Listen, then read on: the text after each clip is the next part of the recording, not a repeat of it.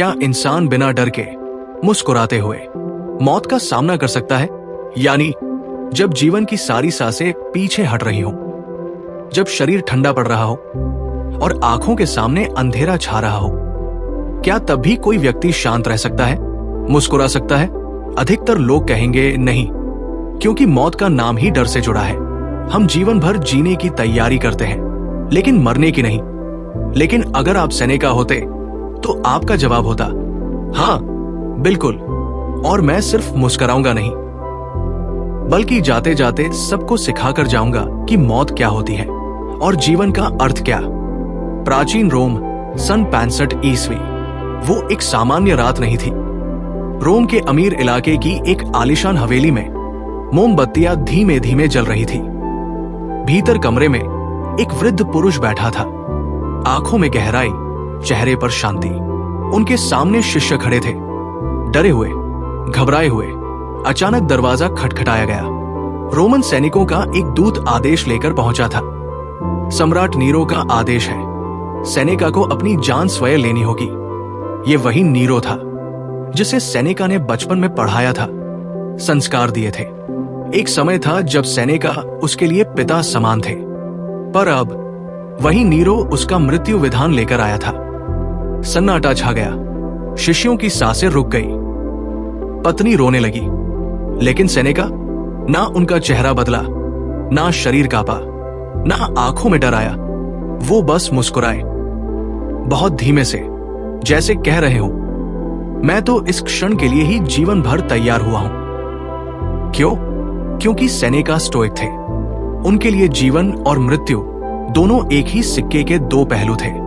उन्होंने जीवन में सिखाया था, जो तुम्हारे वश में नहीं है उस पर दुखी होने से क्या मिलेगा। और आज वो उसी दर्शन को जी रहे थे। वो जानते थे नीरो का आदेश उनके हाथ में नहीं था, लेकिन उस आदेश को कैसे स्वीकार करना है ये पूरी तरह उनके हाथ में था।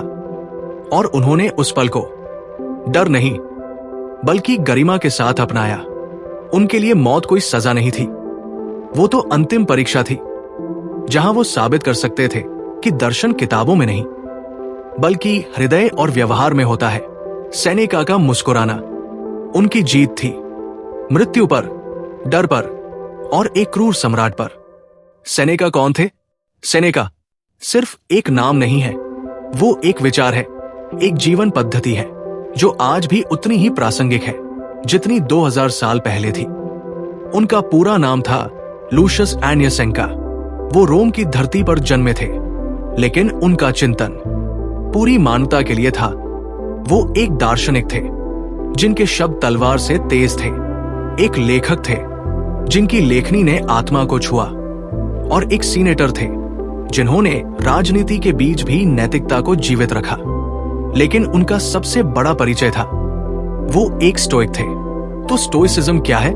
स्टोइसिज्म कोई धर्म नहीं है, बल्कि एक आंतरिक शक्ति है जहां इंसान दुख को स्वीकार करना सीखता है, मौत को मुस्कुराकर देखता है और भावनाओं के तूफान में भी खुद को स्थिर रखता है। स्टोइक्स मानते हैं कि हमारे बाहरी हालात हमारे बस में नहीं है, लेकिन हमारी प्रतिक्रिया हमेशा हमारे हाथ में है। खुशी चीजों से नहीं, सोच से आती है, और मौत कोई दुश्मन नहीं, बस जीवन का अंतिम अध्याय है। सेनेका ने सैकड़ों लेख लिखे, जैसे on the shortness of life, जीवन की क्षण भंगुरता पर, लेटर्स टू लुसिलियस, जिसमें उन्होंने अपने मित्र को जीवन जीने की कला सिखाई। इनमें उन्होंने कहा, हम जिंदगी को छोटा मानते हैं क्योंकि हम उसे सही ढंग से जीते ही नहीं। डर, चिंता, गुस्सा, ये सब हमारे अंदर ही उपजते हैं और इन्हें रोकने की चाबी भी हमारे अंदर ही है। वो मानते थे जिसने मृत्यु को समझ लिया वो जीवन को भी सही मायने में जी पाता है। और जब उन्हें नीरो से मृत्यु का आदेश मिला तो उन्होंने स्टोइक दर्शन को केवल लिखा नहीं, जी कर दिखाया। नीरो और सेनेका का रिश्ता एक शिष्य और गुरु की त्रासदी। कभी वो रिश्ता था जिसे दुनिया ने शासक और मार्गदर्शक की मिसाल माना, जहां एक युवा सम्राट था नीरो और उसके पीछे खड़ा था एक विवेकशील गुरु सेनेका।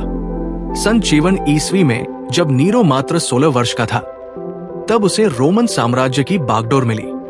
इतिहास गवाह है ऐसे समय में एक सम्राट को अगर कोई दिशा दे सकता था तो वो था दर्शन।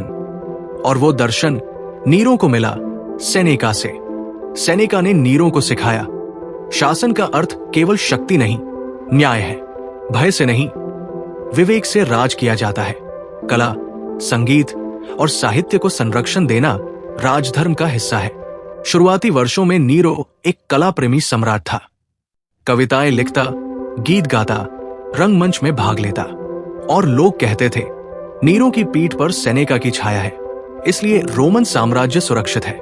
लेकिन जैसे जैसे समय बीतता गया, नीरो की सत्ता की भूख, अहंकार और सनक बढ़ती गई। वो अपने ही परिवारजनों की हत्या करने लगा, मित्रों को मरवाया और जनता पर अत्याचार बढ़ने लगे। सेनेका धीरे धीरे चुप रहने लगा। वो अपने आप को सत्ता से अलग करता गया, अपने लिखे ग्रंथों में जीवन और मृत्यु पर चिंतन करने लगा। और फिर आया वो पल जब रोम में एक बड़ा षड्यंत्र हुआ, जिसे पेजोनियन कॉन्स्पिरेसी कहा गया। ये एक राजनीतिक विद्रोह था जिसमें कुछ लोग नीरो की तानाशाही से आजिज आकर उसके खिलाफ खड़े हुए थे। सेनेका का नाम सीधे उस विद्रोह में नहीं था, कोई प्रमाण नहीं था, लेकिन नीरो को अब सेनेका की बुद्धिमत्ता खटकने लगी थी।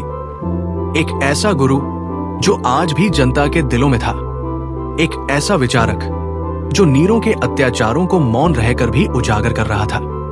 और सत्ता को सबसे बड़ा डर होता है विचारों से। और फिर नीरो ने आदेश दिया, सेनेका को आत्महत्या करनी होगी। ना कोई मुकदमा, ना कोई सफाई का मौका, ना न्याय, बस एक शाही फरमान, मर जाओ क्योंकि अब तुम मेरे लिए खतरा हो। ये एक शिष्य का अपने ही गुरु से किया हुआ सबसे बड़ा विश्वासघात था, जिसने उसे उगते सूर्य की तरह ऊपर उठाया था। अब उसी को डूबता देखना चाहता था। लेकिन सेनेका ने कुछ नहीं कहा, ना प्रतिकार किया, ना भागने की कोशिश की, क्योंकि वो पहले ही जान चुके थे सत्ता सत्य की नहीं, भय की भाषा समझती है। और वो सत्ता को दिखाना चाहते थे कि मृत्यु भी एक दर्शन है, जिसे अगर समझा जाए तो कोई सम्राट भी तुम्हें झुका नहीं सकता। मौत का सामना बिना डर के। सांस ढल चुकी थी। सेनेका अपने अध्ययन कक्ष में बैठे थे, अपनी पत्नी पाउलिना के साथ। दीवारों पर मोमबत्तियां झिलमिला रही थी और कमरे में एक असामान्य शांति थी, जैसे समय थम गया हो। तभी द्वार पर दस्तक हुई। दरवाजा खुला। एक रोमन सैनिक, सम्राट नीरो का राजदूत, गंभीर चेहरे के साथ सामने खड़ा था। उसके हाथ में सम्राट का आदेश था, लूशियस एनियस सेनेका, तुमने अपने प्राण स्वयं त्यागने हैं। यही नीरो का निर्णय है। चारों ओर सन्नाटा छा गया। सेनेका की पत्नी की आंखें भर आई। शिष्य कांप उठे, लेकिन सेनेका, वो बिल्कुल शांत थे। उन्होंने गहरी सांस ली और बस इतना कहा, क्या सम्राट का आदेश यही है तो मैं खुशी से स्वीकार करता हूं। ना क्रोध, ना दुख, ना भय, बस एक शांत स्वीकार करती हुई मुस्कान, जैसे कोई ऋषि अपनी अंतिम साधना में प्रवेश कर रहा हो। उन्होंने धीरे धीरे अपने शिष्यों को गले लगाया, प्रेम से, स्नेह से, जैसे हर आलिंगन के साथ वो एक आशीर्वाद दे रहे हों। फिर उन्होंने अपनी पत्नी का हाथ थामा, उसके माथे को चूमा और कहा, प्रकृति ने हमें ये जीवन दिया था और अब वो इसे वापस ले रही है। मैं उसे सम्मान पूर्वक लौटा रहा हूं। जैसे एक ऋणी अपना कर्ज चुकाता है, किसी युद्ध में नहीं, किसी बीमारी में नहीं, बल्कि आत्मज्ञान की पूर्णता में। सेनेका मृत्यु को आमंत्रित कर रहे थे। उनकी पत्नी भी उनके साथ मरना चाहती थी, लेकिन सेनेका ने उन्हें समझाया, जीवन को सिर्फ इसलिए छोड़ना क्योंकि मैं जा रहा हूं, यह भी एक तरह की मोहमाया है। जीना तब तक जब तक प्रकृति ने चाहा है, यही सत्य है। और फिर उन्होंने गर्म पानी मंगवाया, शांतिपूर्वक अपने शरीर की नसें काटी और वही बैठे बैठे अपने शिष्यों से आखिरी बार बात करते रहे। खून बह रहा था, लेकिन उनकी वाणी अब भी स्टडी थी, दर्शन समझाती हुई, मृत्यु को साधती हुई। उनका अंतिम वक्तव्य था, दुख शरीर का है, आत्मा का नहीं। मौत को डर की नजर से मत देखो, वो जीवन का सबसे ईमानदार साथी है। और धीरे धीरे वो आंखें जो कभी नीरों को न्याय सिखाती थी, वो शांत हो गई। मौत आ चुकी थी, लेकिन डर नहीं। सेनेका की मृत्यु, मौन की सबसे ऊंची आवाज। वो क्षण आ चुका था। सेनेका ने गर्म पानी मंगवाया, वो पानी जिसमें शरीर की नसें आसानी से कट सके। यही रोम में आत्महत्या का परंपरागत तरीका था, विशेषतः जब आदेश सम्राट से आया हो। उनकी पत्नी पाउलिना उनके सामने बैठी थी, भीगी आंखों से उन्हें देख रही थी, पर सेनेका के चेहरे पर भय की कोई रेखा नहीं। उन्होंने धीरे से अपने हाथों में चाकू लिया और अपनी नसों को स्वयं काटा। धीरे धीरे गर्म पानी में खून घुलने लगा, सफेद टब अब लाल होने लगा। लेकिन सेनेका, वो अब भी बोल रहे थे, अपने शिष्यों से, कांपती सांसों के बीच नहीं, बल्कि सधी हुई आवाज में। उनकी वाणी में दर्द नहीं था, बल्कि ज्ञान था, स्थिरता थी, जैसे मृत्यु नहीं, मोक्ष उन्हें छूने आया हो। वो बोले, दुख शरीर का होता है, आत्मा का नहीं। मांस कट सकता है, लेकिन चेतना नहीं। मौत मेरे शरीर को हर सकती है, लेकिन मेरे विचारों को नहीं। जब रक्त बह रहा था, तब भी उन्होंने कहा, मैं मर नहीं रहा, मैं स्वतंत्र हो रहा हूं। ये मृत्यु नहीं, एक शांत विदाई थी, एक विद्वान की, एक दार्शनिक की, एक योद्धा की, जो अपनी आखिरी लड़ाई खुद से लड़ रहा था और जीत भी रहा था। लेकिन जब मृत्यु आने में विलंब करने लगी, तो सेनेका ने कहा, यदि आत्मा जाने को तैयार हो, तो शरीर का अटक जाना अनुचित है। और फिर उन्होंने विषपान किया। लेकिन फिर भी जब वो पर्याप्त नहीं था, तो भाप से घिरे स्नानघर में प्रवेश किया, जहां उनका दम घुटा और अंततः उन्होंने देह त्याग दी। मृत्यु शांत थी और सेनेका की तरह गरिमामयी। बाहर सत्ता अब भी शोर मचा रही थी, लेकिन उस छोटे से कमरे में एक ऐसी शांति थी जिसमें दर्शन स्वयं बैठा हुआ था। मौत या मोक्ष, सेनेका की मृत्यु एक आत्महत्या नहीं थी। नहीं, वो पल आत्मविनाश का नहीं था, बल्कि आत्मबोध का था। वो कोई पलायन नहीं कर रहे थे, बल्कि वो मृत्यु के द्वार पर खड़े होकर कह रहे थे, मैं तैयार हूं। मैंने जीवन को पूरी तरह जिया है, अब मृत्यु को पूरे सम्मान से स्वीकार कर रहा हूं। ये एक दार्शनिक का बलिदान था, एक सच्चे स्टोइक की अंतिम परीक्षा, जिसमें उसने न केवल सिद्धांत पढ़ाया, बल्कि उसे अपने जीवन के अंतिम क्षणों में जीकर दिखाया। क्योंकि जब हम जीवन को समझदारी, संतुलन और विचार से जीते हैं, तो मृत्यु कोई दुश्मन नहीं लगती। मृत्यु का डर उसी को होता है जो अधूरे सपनों और अधूरे सत्य के साथ जीता है, जिसने जीवन को पकड़ कर रखा। उसे खोने का भय भी सबसे ज्यादा होता है। लेकिन सेनेका ने जीवन को कभी पकड़ा नहीं।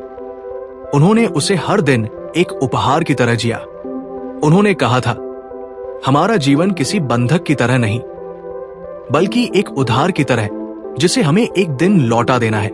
और जब वो दिन आया, सेनेका ने कर्ज लौटाया, बिना कोई शिकायत किए, बिना कोई डर लिए, और सबसे ज्यादा बिना किसी मोह के।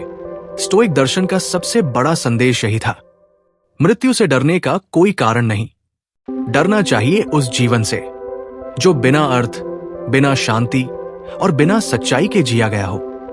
इसलिए सेनेका की मृत्यु केवल एक देह का अंत नहीं थी, वो मोक्ष थी, उस आत्मा की जो स्वयं को जान चुकी थी, उस जीवन की जो पूर्ण हो चुका था, उस चेतना की जो मृत्यु के पार भी मुस्कुरा रही थी। आज के लिए सेनेका की सीख, एक, जो हमारे हाथ में नहीं है उसके लिए चिंता व्यर्थ है। हम हर दिन चिंता करते हैं, मौसम की, लोगों के व्यवहार की, भविष्य की। लेकिन सेनेका कहते हैं, क्या ये सब तुम्हारे नियंत्रण में है? अगर नहीं, तो उसकी चिंता क्यों? हमारा कर्तव्य है सिर्फ वही करना जो हमारे हाथ में है, और बाकी को शांत मन से स्वीकार करना। 2, मृत्यु का डर जीवन को छोटा करता है। हम जीते हैं, लेकिन जैसे छुपते हुए, डर से, असफलता से, और सबसे बढ़कर मृत्यु से। लेकिन सोचिए, अगर हम मृत्यु से नहीं डरे, तो क्या हम जिंदगी को और खुले दिल से नहीं जी पाएंगे? सेनेका सिखाते हैं, मौत कोई चोरी नहीं करती, बल्कि समय पर दस्तक देती है। उसे विनम्रता से नमस्ते कहो, 3, अगर हमने हर पल को अर्थपूर्ण जिया है तो आखिरी पल भी शांतिपूर्ण होगा। दुख की बात यह नहीं कि लोग मरते हैं, बल्कि ये कि वो जीते हुए भी अधूरे रहते हैं। हर दिन, हर क्षण एक उपहार है। सेनेका हमें सिखाते हैं, पल पल को जीना सीखो ताकि आखिरी पल आए तो कुछ पछताना न पड़े। 4, ज्ञान वही है जो मृत्यु के सामने भी खोखला न हो। आज किताबी ज्ञान बहुत है, लेकिन आत्मज्ञान कहाँ है वो समझ जो हमें मृत्यु के समय स्थिर रख सके। सेनेका कहते हैं, सच्चा ज्ञान वही है जो मृत्यु को भी मित्र समझे और जीवन को एक साधना। तो सोचिए, क्या आप भी सेनेका की तरह मृत्यु का सामना शांति से कर सकते हैं? क्या हम आज से ऐसी जिंदगी जीना शुरू कर सकते हैं जिसमें कम शिकायत हो, ज्यादा समझ हो, कम डर हो, ज्यादा गरिमा हो? अगर आपका जवाब हाँ है तो नीचे कमेंट करें। शांति से जीना, शांति से मरना। और ऐसे ही और दार्शनिक कथाओं के लिए सब्सक्राइब करें दार्शनिक कथाएं चैनल, जहां हम मिलकर जीवन, मृत्यु और आत्मा के रहस्यों को सरल भाषा में समझेंगे और शायद थोड़े बेहतर इंसान बन पाए।